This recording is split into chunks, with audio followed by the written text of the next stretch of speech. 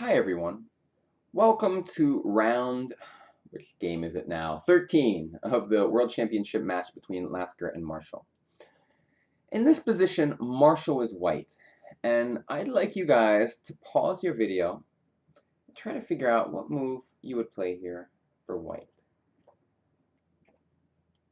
So, I'm mainly showing this game just to show you how far general chess theory has advanced and to show the mistakes that people made, not Lasker so much, but his contemporaries made in the early 20th century. So, what moves are normal? Well, it looks like castles is a move we'd like to play. However, it runs into a problem after knight to c5. And because now when the queen moves away, bishop takes, and then black takes on b5, and the queen is no longer on b3 to defend the bishop.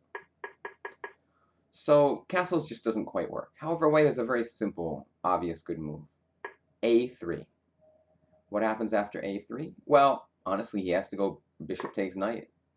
And after bishop takes, we have the two bishops. Will we be able to keep them or not? Hard to say, but we definitely have the two bishops for the time being. After something like queen to b6, we could even play bishop to b3. Sorry, bishop c4. And we still have the two bishops. And white probably has some small advantage here. So a3 is a pretty natural move. If we're worried about this bishop being exposed on b5, we could even just bring the bishop back, and white should be okay here. What Marshall played in the game, a completely inexcusable move. Bishop takes d7. He simply gave away his bishop for his opponent's knight and allowed black to develop his other bishop in the process. From a positional standpoint, this move is just absurd. Like, somebody my level just wouldn't even play it in a blitz game. It's so anti-chess. And this is why one of Marshall's big weaknesses was he didn't play positionally all that well. I mean, he made a lot of very clear positional misjudgments. And that's why he really had no chance against Lasker in a match. Because Lasker, he just would not have played a move like that. But my main point is to show how much the modern day players have improved. Because Marshall was one of the top 5 players in the world at that time. Yet he played this kind of move. It's just against all positional rules.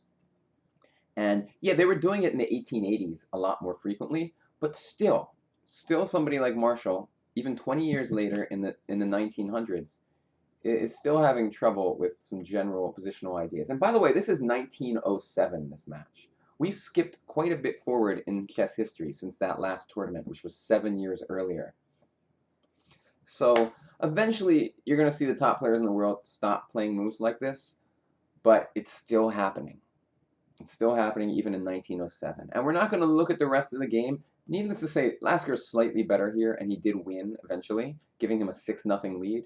The main point was when I saw this move, I was like, wow, that's interesting. I was just surprised that it was still happening, these types of moves. And yeah, so Marshall's just kind of like a glorified attacking player, but definitely lacking some positional judgment. Although I would say, from a general chess standpoint, the question is he stronger than Shigurin was like 10 years previous? It's tough to say. They're similar styles of player. In any case, Lasker is dominating 6-0 lead, and we just got a few more games in this match before it's all over for Marshall. Thanks for watching. See you tomorrow. Bye-bye.